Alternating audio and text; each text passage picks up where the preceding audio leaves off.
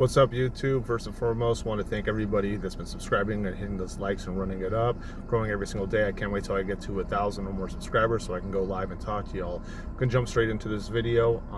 Shout out to my donations. I've only gotten a couple. If you want me to give you a shout out directly, put in the Cash App name. I have the Cash App. It's in the description.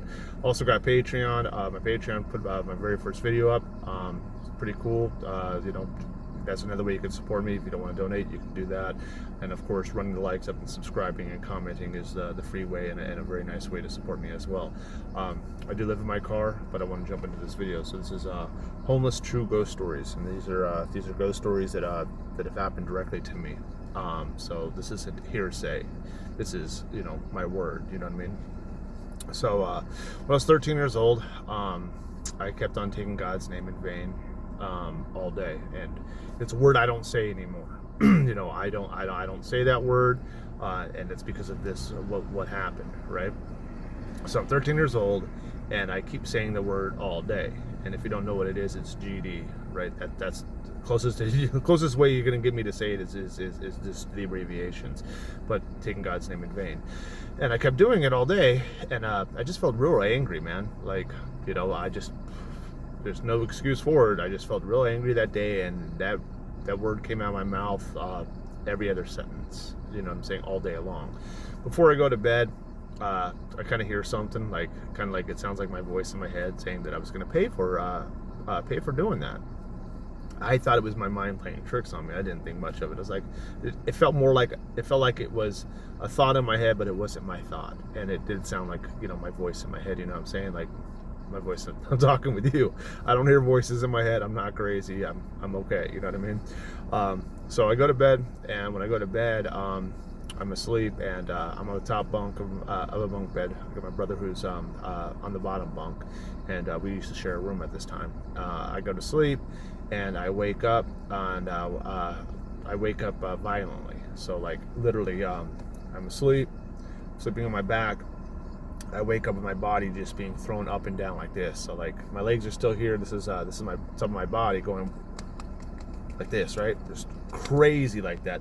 And once once I started being moved, I woke up instantly and opened my eyes. And like before I even opened my eyes, this attack that's going on is inside. Like I could hear the person's voice inside my head, and he's screaming profanities at me. I opened my eyes, and like he's got me on my shirt, and he's like sitting like kind of like crouched over me, and that's why my legs aren't moving, and he's got his hands grabbing my shirt, but it's right here where he has my shirt, and he's going like this, slamming me up and down on the bed, screaming profanities to me, and it scared the crap out of me, man. I mean, more than scared the crap out of me, I didn't know what to do. I was only 13 years old. I go ahead and I close my eyes and I pretend that I'm asleep, and when I did that, he stopped, right? And when I opened my eyes and saw him, it was a Native American. What I can still remember is that he had kind of like this like leather vest thing and like some beads going down. I still remember the complexion of a Native American, long hair. There's different complexions for Native Americans. Some could be a little bit darker. He was a little bit on the more darker side. That's what I remember, but I remember the leather type vest and like the beads and stuff. And I go ahead and I pretend to be asleep, and he's still up there with me, and he's moving around. And when he's moving around, if he bumps into my leg, I just feel like a coldness of it, right? So let's say that his hand touched my ankle, there'd be a perfect handprint on my leg of just nothing but goosebumps, and he's up there for a while. And I'm just pretending to be asleep, and I have no idea what to do. And he's, like when he's moving around, me being on the top bunk, like it wasn't the most sturdiest thing in the world. If you moved around the top, it kind of like moved a little bit. You know what I'm saying? It would make little creaks and move around. And while I'm being totally still and pretending to be asleep, it would move around and it would sway like a whole person was on the top moving around. I go ahead and continue to pretend that I'm asleep, and this was a Saturday night when this happened. So now that I went to bed at Saturday, now it's past midnight. Now it's Sunday, and my sister, who was in the room next door, not in the room next door, but like inside the house, her room was right next to mine. she would go every Sunday to church with her boyfriend, and her boyfriend's parents were the ones who would drive them to church. You know, she got picked up every Sunday morning. I hear her get up, and I think she's getting up around 5 or 6 in the morning, and she's going to go ahead and get ready for her boyfriend and her boyfriend's parents to pick her up at the time to go to church. Once I hear that her door opens and she's like, you know, going down the hallway to go to the bathroom, I jumped from the top of it, and I was so afraid that door wasn't going to open. Like, I thought my door wasn't going to open to get out of there, and if it wasn't, I was going to pound on it for my sister to hear me and help me. I jump down there and I grab it and I run down there. You know, like I jump right off the top of it. I open my door, it opened fine. I ran to her, and when I ran to her, I was like telling her everything that happened and stuff. And I was like, take me to church, take me to church. You know, I'm scared. This is what happened. And of course, she believed me. And she's like, you know, we can't. There's not enough room in the car. So she goes ahead and then still goes to church. And everybody's sleeping still. And if you've seen my one of my old videos, childhood trauma, inside that, this is like right after you know, a lot of stuff had happened. And inside my house, you know, things had gotten better at that point. And I didn't want to wake anybody up, even though I was terrified. You got to remember, I was very, very shy as a kid, and I hardly ever talked. Literally, the only people I talked to was people like my mom and my brothers and my sister, right? You know, so she leaves, and this thing is still around, and now he's invisible, and he's climbing on top of the ceiling. And when he's climbing on the ceiling, it makes noises. And I was terrified that it was going to jump back on me and attack me. There was a metal dog, like a metal leash that you would walk a dog with, like a metal chain. That's exactly what it is, a metal chain that you would walk a dog with. And we had one of those things that was this like real thick metal. And I had grabbed that and I wrapped it around my fist. And I figured if I could, you know, if I got attacked again, since it could touch me, maybe I could swing on it. And if I was going to hit it, I was going to hit it with, you know, this chain around my hand. I didn't care how bad or how messed up my hand got. Maybe it'd be enough to stop this entity from attacking me. It never came to that. I waited till my mom woke up. When my mom woke up, I instantly told her what happened. And when I'm telling her, I don't tell her that it was a Native American. I'm telling her the whole story. I'm like, you know, I kept saying this word and everything else, and I knew before I went to bed. I remember hearing a thought. It was a thought inside my head, but it wasn't my voice. And I thought maybe I was just, you know, like it was me, but it wasn't. I know it wasn't. You know what I'm saying? And I tell her that, and she says to me, she's like, "Was he Native American?" And that's what tripped me out, because I hadn't told my sister it was a Native American that got attacked. I just said it was an entity, and it was being thrown up and down, and it was cursing at me. And when it was cursing at me, it wasn't like I could hear him outside, like it was telepathically. It was inside my head, and it was not my voice when that was going on. I could feel anger, I could feel rage from this entity, and it was extremely pissed off at me, you know. So when she tells me, you know, when she asks me, was it a Native American? I said, yes, absolutely. I said, how'd you know that? She said, sometimes he's nice and sometimes he's mean. So she tells me sometimes he's nice and sometimes he's mean. And I ask, what can I do? What can I do about those kind of situations? And I'm terrified. She tells me, you know, pray to God, and then also say this prayer. And she said, I command all evil spirits to leave in Jesus Christ's name. She said, if you say that and you have God in your heart, it will stop. So that was the advice I got, and it actually would work. There was times where like I would feel something around me, and saying it inside my head, like thinking it, worked if I couldn't get the words out, and then also saying it out loud helped even more. You know what I'm saying? So that's a pretty crazy story, but it's all true. I have no reason to lie. You know, especially at my age. Like I'm not 13 years old saying this for attention, but you know, you can choose to believe me or not. I'm not here to change anybody's minds. I'm just, you know, sharing my story.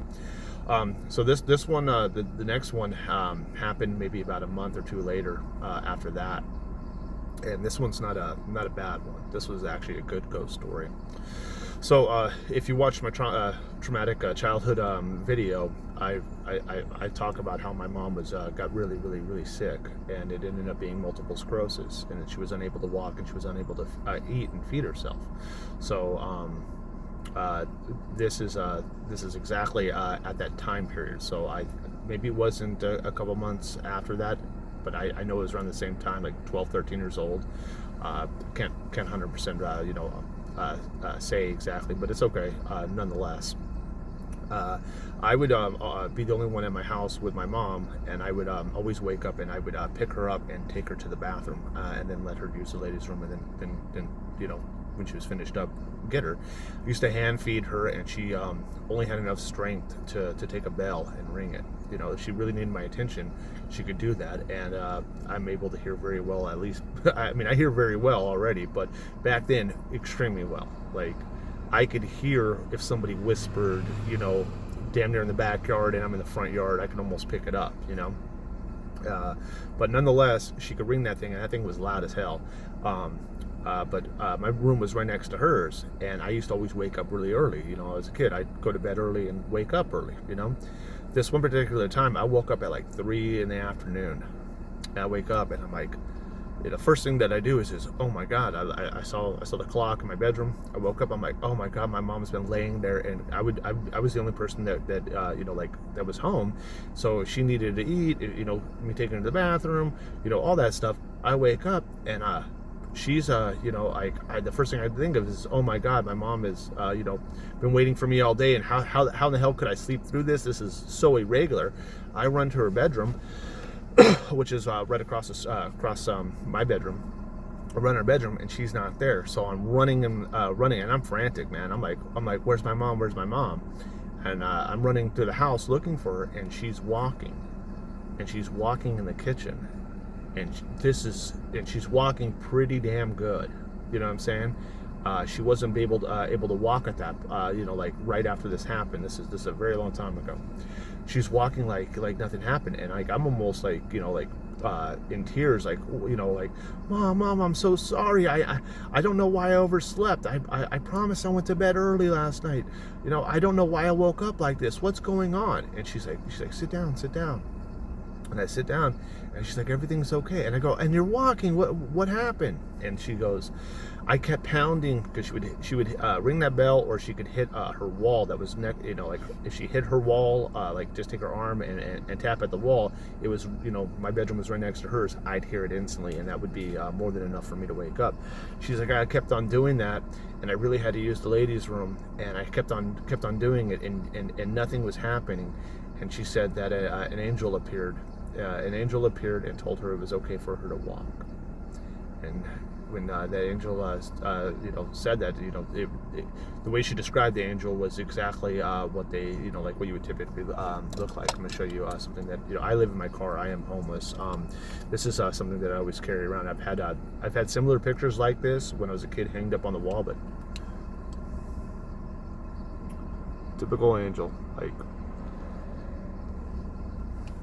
And this is something I have in my vehicle.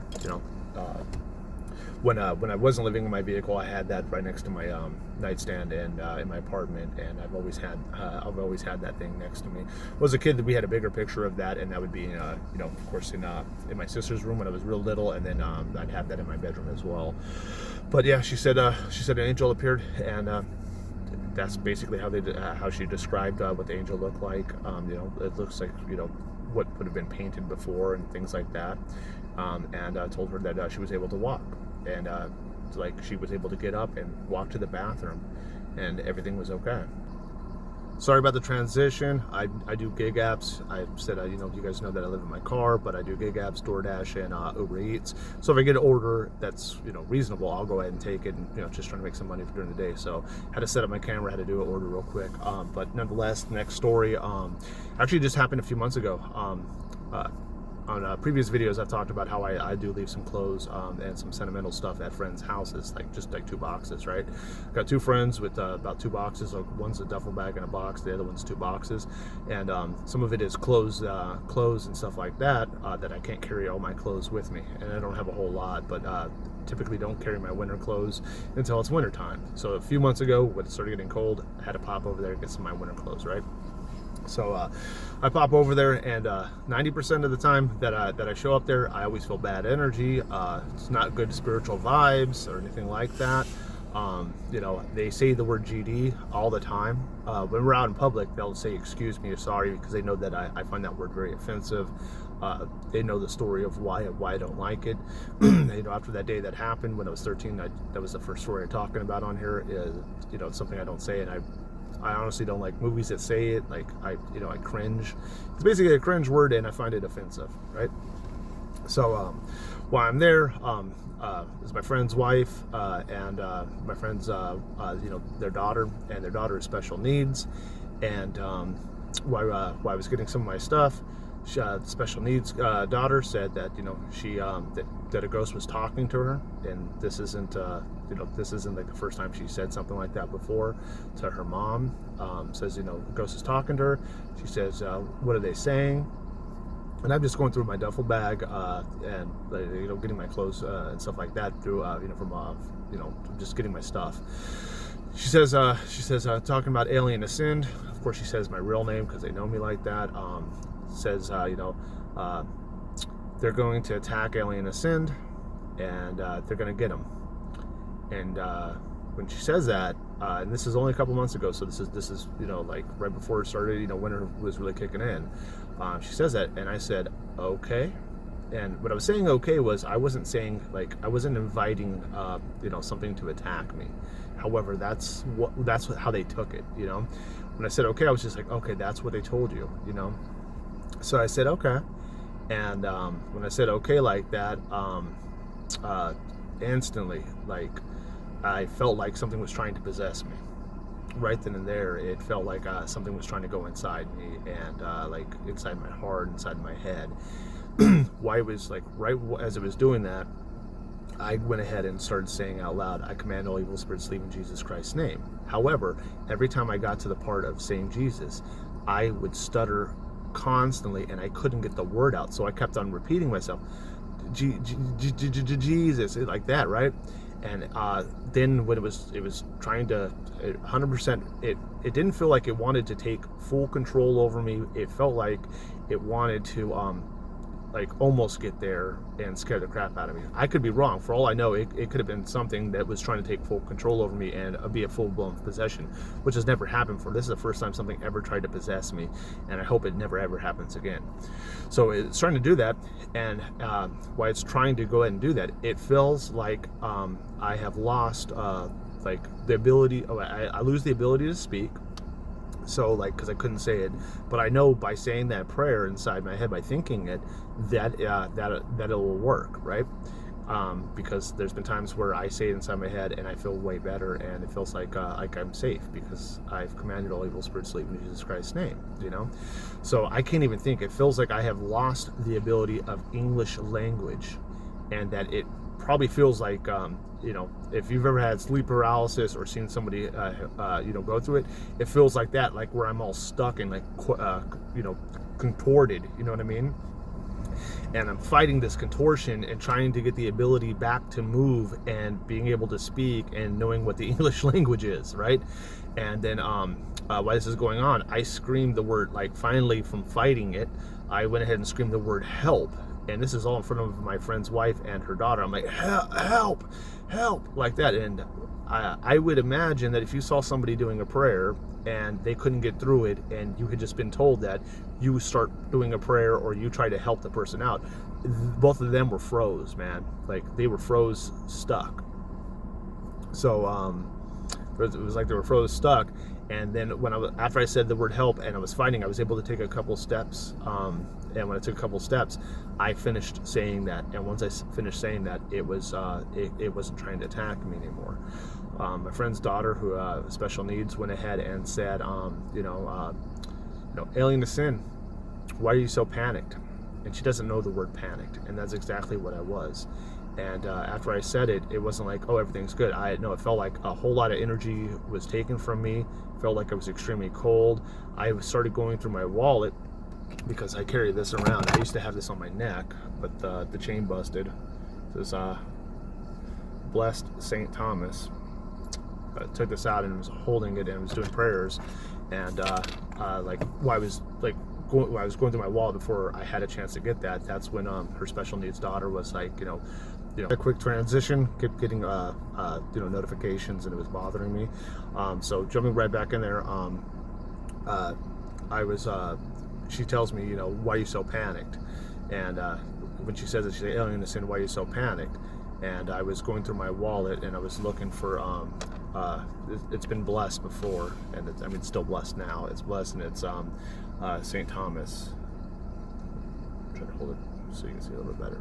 My chain's busted, but I carry this in my wallet, and she had asked me that before. I was like, as I pulled my wallet out of my pocket, she would ask me why I was so panicked, and then that's a word that she doesn't know. I've never heard her say that before. Her mom even said that. That's not in her vocabulary. She's never said it before. It's actually a pretty big word for her. You know what I mean? But anyways, I went to my wallet and I pulled that out. I was holding it and saying prayers. I felt better, but it took a lot of energy out of me, and it made me feel very cold, made me feel very tired, made me feel like, really paranoid, like, is this going to happen again, and I need to get the heck get the hell out of there, or heck out of there, however you want to say it. I went ahead and basically did some prayers, and then I asked her daughter. I said, do you know why they did that? She said no, but they're angry with you, And I know not to ask too many questions, especially when it's just a sensitive subject.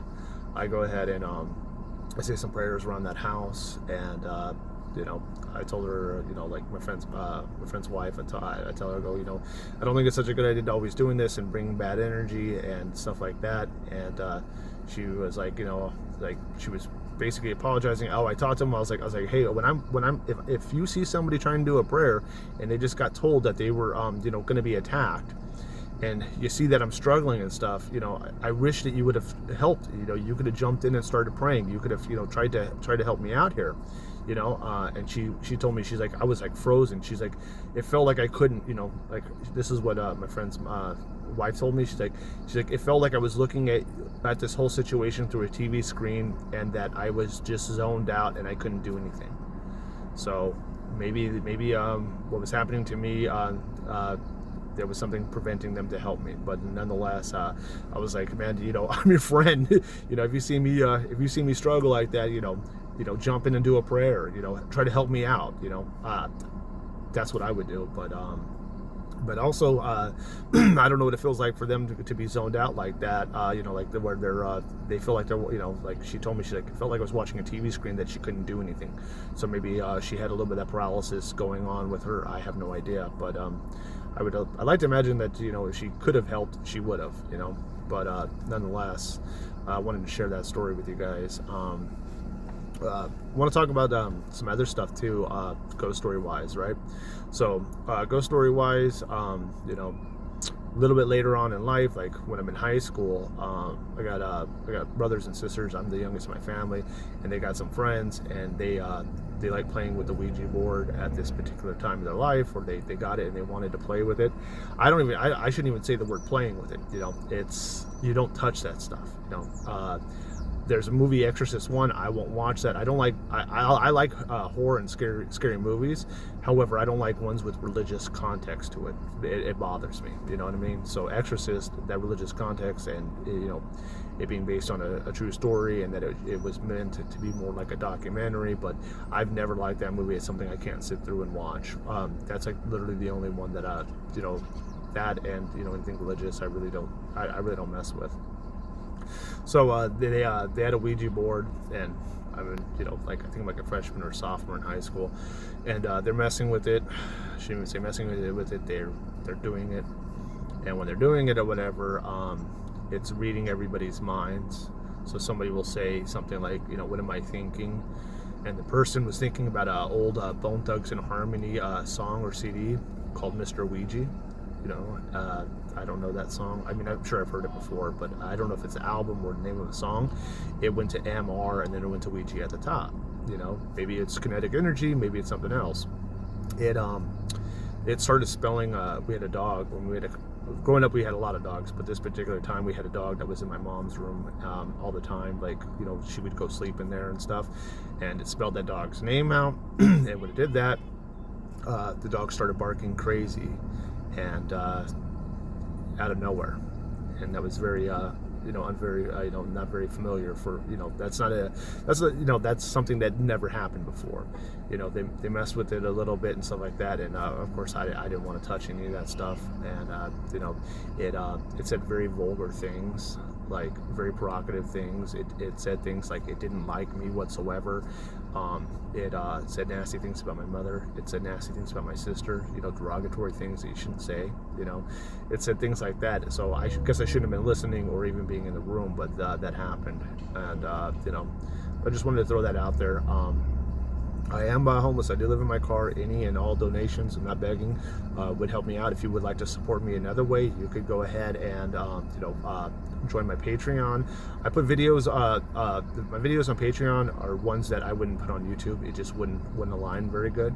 You know, maybe check that out. Another way you can support me is if you like the content, that you actually subscribe, you hit the like button, and you drop comments. Those really help out pushing my content out. And I want to thank you so much.